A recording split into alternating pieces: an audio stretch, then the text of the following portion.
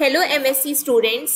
तो complex analysis में आज जो हमारा टॉपिक रहने वाला है वो है कि हमने जो पिछली क्लास में प्रॉपर्टीज ऑफ कॉम्प्लेक्स सेट देखा था उसमें पहली प्रॉपर्टी मैंने कैंटर्स थ्योरम की बताई थी, उसको हम प्रूव करेंगे आज।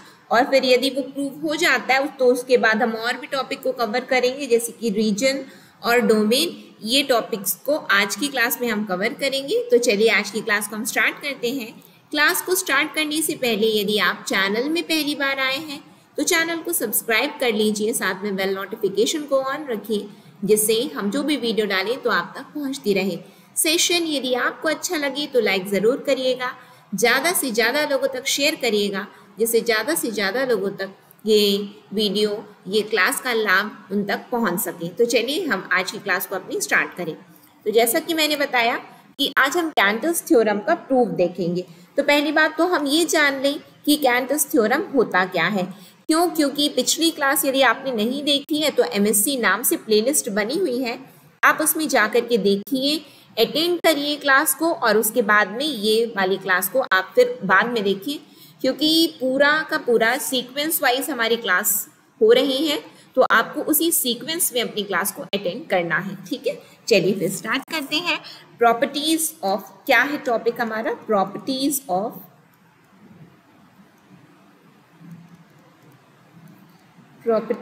ऑफ कॉम्पैक्ट सेट, है ना। प्रॉपर्टीज ऑफ कॉम्पैक्ट सेट, इसकी पहली प्रॉपर्टी थी हमारी कैंटर्स थ्योरम।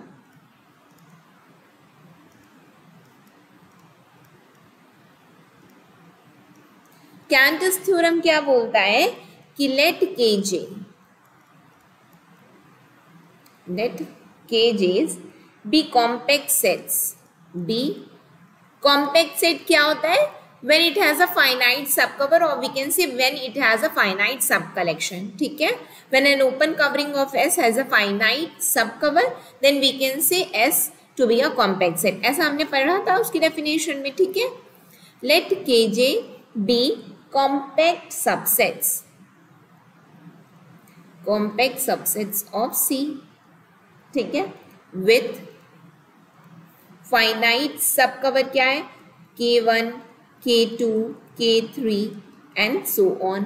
ठीक है, it means K3 contained in K2, K2 contained in K1. Then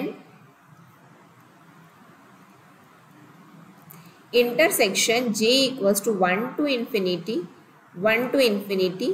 Kj is empty. यानी कि हमें बोला गया है कि Kj क्या है? कॉम्पैक्ट है। कॉम्पैक्ट जैसी होता है, इसका मतलब उसका फाइनाइट सब कवर या फाइनाइट सब कलेक्शन होता है, जो कि दिख रहा है अपने। तो प्रूव करना है कि Kj जो है intersection from J equals to 1 to infinity is empty. इसको हमको प्रूव करना है। चलिए प्रूव करते हैं हम लोग। बोला गया कि हमें क्या करना है कि intersection J equals to 1 to infinity, हमको Kj को नॉन एम्प्टी प्रूव करना है। क्या मैंने लिखा था? एम्प्टी लिख दिया है क्या? नहीं, is non empty, sorry, non empty proof करना है अपने को कि नॉन एम्प्टी है। हमें प्रूफ करना है नॉन एम्प्टी। तो हम क्या मान करके चल रहे हैं, यानी कि हमें इसको क्या प्रूफ करना है? नॉन एम्प्टी प्रूफ करना है। ठीक है, ये क्या है? टू प्रूव है, टू प्रूव। हम मान करके चलते हैं, सपोज हम इसका उल्टा मान लेते हैं। Suppose intersection from J to infinity Kj is empty. हम मान करके चले नहीं भाई कि ये एम्प्टी है। जैसी वो एम्प्टी हुआ तो हम कुछ चीज कंसिडर करें, और हम क्या क्या कंसिडर करें? तो कंसिडर एक सेट हम G कंसिडर करें। कैसा है वो? Kj कॉन्जुगेट्स का सेट है। ठीक है, J belongs to any natural number, यानी कि J क्या है? कोई भी नेचुरल नंबर है। ठीक है, 1 2 3 एंड सो ऑन। साथ ही साथ देन C क्या हो जाएगा? C equals to union of J equals to 1 to infinity Kj C। क्यों? यहाँ पे क्या लिखा है देखो कि Kj क्या है? कॉम्पैक्ट सबसेट ऑफ C है, तो यानी कि कॉम्पैक्ट सबसेट ऑफ C है। और K2 में K3 है, K2 में K1 में K2 है, यानी कि फाइनाइट सब कलेक्शन है हमारे पास में। जब ये सब चीज है इसका मतलब कि C is nothing but it is a union of Kj, it is a union of Kj। ठीक है, इसका मतलब क्या हम बोल सकते हैं क्या कि जो K1 है हमारा, K1 है वो क्या कंटेन किया है, union of J equals to 1 to infinity Kj C, क्योंकि K1 K2 K3 and so on ये सब किस में है, C में है। तो C की जगह पे हमने K1 लिखा कि K1 is contained in that union. क्यों, क्योंकि जैसे कि हम मान करके चलो हम 1 2 3 4 5, अब मैं यहाँ पे बोलूं कि 1 इज कंटेन्ड इन 1 2 3 4 5, क्या 1 कंटेन नहीं है इसमें? बिल्कुल है, 1 तो है इस सेट में पूरे में। समझ में आया? बस वैसा ही लिखा हुआ है यहाँ पे। कहीं पे किसी को कोई डाउट है? यदि डाउट है तो बिल्कुल आप लोग पूछ सकते हैं ना। आगे देखते हैं हम लोग। सिंस K1 इज कॉम्पैक्ट, क्योंकि दिया हुआ है, दिया हुआ है कि नहीं, बिल्कुल दिया हुआ है। सिंस K1 इज कॉम्पैक्ट, जैसे ही वो K1 कॉम्पैक्ट हुआ तो क्या हो जाएगा, तो देयर आर नंबर्स, क्या है, देयर आर नंबर्स क्या है, जैसे कि J equals to 1 to infinity है तो K1 कॉम्पैक्ट है, तो देयर आर नंबर्स क्या, J1 J2 and so on up to Jn। और ये ऐसे हैं कि J1 is less than J2, J2 is less than J3 up to Jn।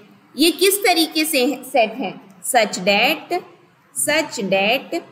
K1 is contained in union of Kj, is contained in union of Kj। M मैंने यहाँ पे माना है और J, और यहाँ पे मैं क्या बोल रही हूँ कि M की वैल्यू, ध्यान देना है ना, जो चीज लिखा है एक बार मैं लिख दूं फिर आप लोगों को एक्सप्लेन करती हूँ, 1 minute. M equals to 1 to n, it is again contained in Kjn plus 1, Kjn plus 1, और ये उसका क्या है, ऊपर में मैंने से लिया। अब ये देखो आप यहाँ पे कि हमें ये चीज समझ में ये आई है कि मैंने माना था number J1 J2 up to Jn, ये इस तरीके का है कि J1 J2 J3 Jn ऐसा है। ठीक है, इसका मतलब मैंने ये माना, जैसे मैं बोल सकती हूँ क्या, 1 is less then 2, 2 is less then 3, 3 is less then 4, बोला जा सकता है, बिल्कुल बोला जा सकता है। 1 is contained in union of M equals to 1 to 4 और M, क्या बोल सकती हूँ, क्या बिल्कुल बोल सकती हूँ। फिर उसके बाद में मैं क्या बोल सकती हूँ, this is again contained in what, this is contained इन 5, कैसे कि ये 4 तक तो नंबर है, 4 के बाद में ये 5 वाला जो सेट है मेरे पास में एक अलग से, वो उसमें है। बस सिंपल वे में समझाने की यहाँ पे मैं कोशिश कर रही हूँ आपको, जिससे आपको इजी वे में ये बात समझ में आ जाए कि 1 2 3 4 का एक कोई सेट है, 1 2 3 4 का एक कोई सेट है, 1 इसमें है, 1 इसमें है इस सेट में। ठीक है, फिर उसके बाद में यहाँ तक मेरा 4 तक हो गया, एक कोई 4 के बाद क्या नंबर आएगा, 5 आएगा। तो देखो यहाँ तक m की वैल्यू 1 से लेके n तक है, n के बाद में n plus 1, तो वो n plus 1 से छोटा, समझ में आए, यानी कि उसके आगे का नंबर आएगा। तो यदि ये चीज आप लोगों को समझ में आई तो फिर मैं आगे कंटिन्यू करूं। ठीक,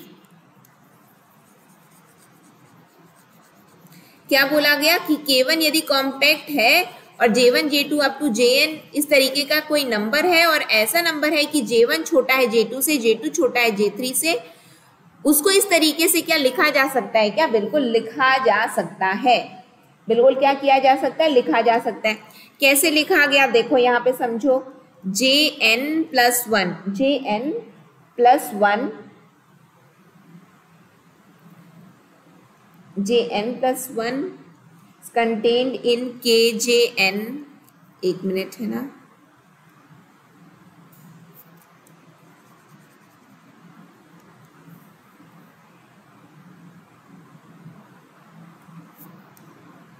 देखो इसका रीजन, ऊपर वाले का रीजन बता रही हूँ, KJN+1, इसमें क्या कंटेन है, KJN, ठीक है, इसमें क्या कंटेन है, ऐसे आते आते आते आते KJ1। समझो इस बात को, समझ में आ रहा है या नहीं। 1 छोटा है 2 से, तो हम बोलेंगे ये इसमें कंटेन है, ये इसमें कंटेन है, ये ऐसे ऐसे ऐसे ऐसे करते ये 10 है। बस वही चीज़ लिखी हुई है और कुछ नहीं है। ठीक, समझ में आया? आगे बढ़ जाऊं।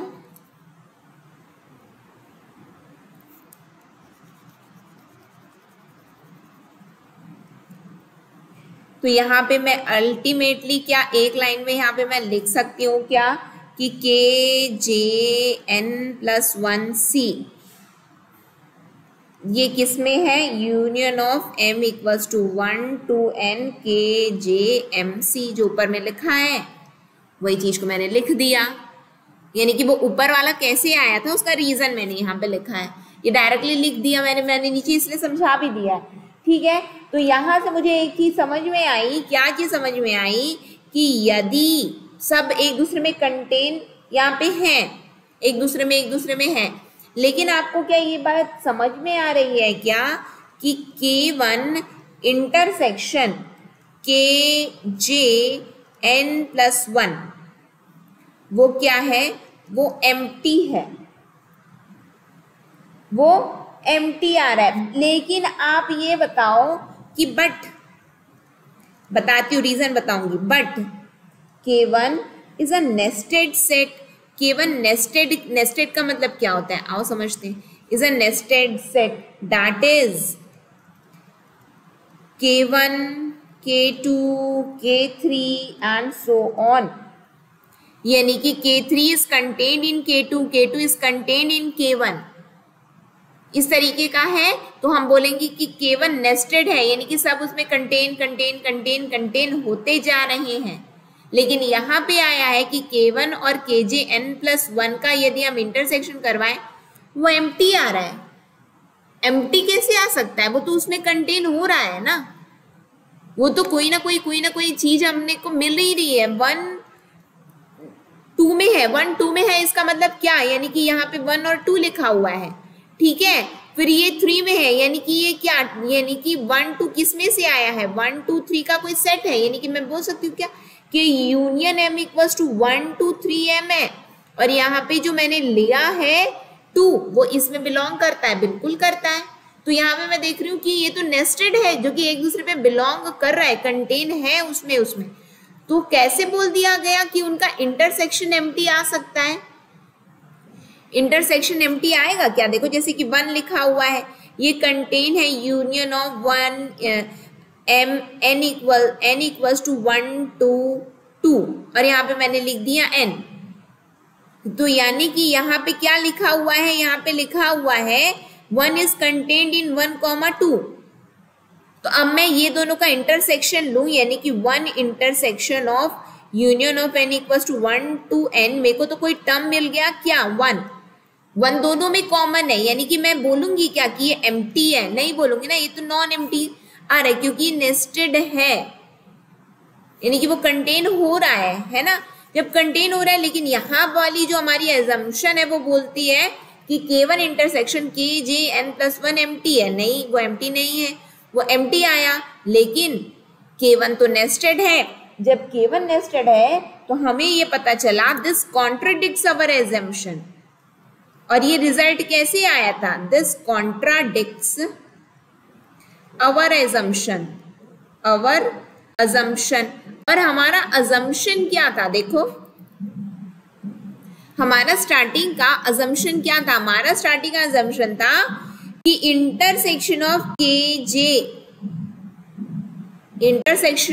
KJ वेयर J कहां से कहां तक वेरी कर रहा है, 1 से इंफिनिटी तक, वो एम्प्टी है। यानी कि ये जब हमने माना था कि ये एम्प्टी है तो एक ऐसा रिजल्ट आया जो कि जो गिवन है, ये गिवन है ना, जो गिवन है उसको ही कॉन्ट्राडिक्ट कर दिया। इसका मतलब क्या हम बोल सकते हैं क्या, this contradicts our assumption, therefore we can say that intersection of J equals to 1 to infinity KJ is non empty, is non empty, फिर से समझो, इज नॉन एम्प्टी। ठीक है, जैसे कि हम किसी बच्चे को बोल दिए, क्या बोल दिए कि तू तो फेल है, तू तो फेल है, लेकिन हमने चलो ठीक है बोल तो दिया, लेकिन बच्चे का एग्जाम हुआ नहीं था और तुमने पहले ही बोल दिया तू तो फेल है। बच्चे का पेपर हुआ, फिर उसके बाद उसके मार्क्स जो है चेक हुए, यानी कि कॉपी चेक हुई, मार्क्स डिक्लेयर हुआ, उसका प्रोग्रेस रिपोर्ट बना, पता चला कि बच्चा फर्स्ट आया, यानी कि जो मैंने बोला कि तू फेल है वो तो गलत बात है, वो तो गलत बात है। बस वही है, हमने माना था कि ये तो भैया एम्प्टी है, बट एम्प्टी जैसे ही आपने बोला तो एक रिजल्ट आया जो कि वो गिवन कंडीशन को ही कॉन्ट्राडिक्ट कर दिया, जबकि गिवन टर्म तो बदल नहीं सकता, वो तो दिया है। जब वो बदल नहीं सकता, इसका मतलब जो हमने माना था कि अच्छा वही गलत है, इसीलिए गलत आंसर आया। जैसे बोलते हैं ना, अरे यार माना हुआ ही गलत था इसलिए आंसर मेरा गलत आया, तुमने सही माना था इसलिए तुम्हारा सही आंसर आया। बस वही, हमने जो माना था कि वो जो है एम्प्टी है वो गलत है, जब वो एम्प्टी नहीं है तो क्या हो जाएगा, वो नॉन एम्प्टी हो जाएगा। और ये हमारा कैंटस थ्योरम प्रूव हो गया। प्रूव ये है कि केजे कोई कॉम्पैक्ट सबसेट है सी का, और केजे क्या है, केजे के पास में फाइनाइट सब कलेक्शन है, यानी कि K1, K2, K3 इस तरीके की फाइनाइट सब कलेक्शन है।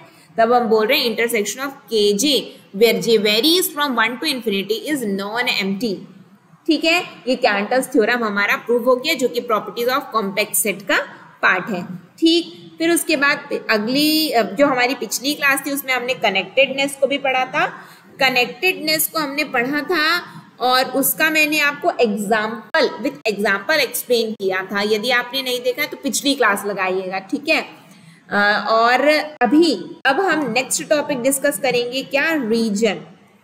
नेक्स्ट टॉपिक क्या है हमारा, रीजन और डोमेन। रीजन और डोमेन।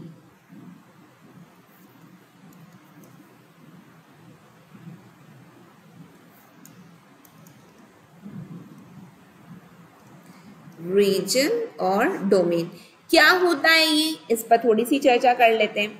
हम मानकर के इसकी डेफिनेशन क्या होती है, an open connected non empty, an open connected non empty subset of C is called a region or a domain। क्या बोला गया, ध्यान दो, बोला गया कि रीजन और डोमेन क्या होता है। रीजन और डोमेन के लिए जरूरी है कि कोई सेट ओपन हो, कोई सेट कनेक्टेड हो, कोई सेट कनेक्टेड हो और कोई सेट नॉन एम्प्टी हो। जब ये तीनों कंडीशन सेटिस्फाई होती है तब उसको बोला जाता है कि वो सेट रीजन कहलाएगा या फिर उसको हम डोमेन बोलेंगे। ओपन कनेक्टेड नॉन एम्प्टी यदि कोई सेट है तो वो रीजन और डोमेन की कैटेगरी में आता है। Are you getting my point? Is that clear to everyone? समझ में आया कि रीजन और डोमेन क्या होता है? ठीक, यदि समझ में आ गया है तो वेल एंड गुड, बहुत बढ़िया है, बहुत अच्छी बात है कि आप लोगों को समझ में आ गया ये बात।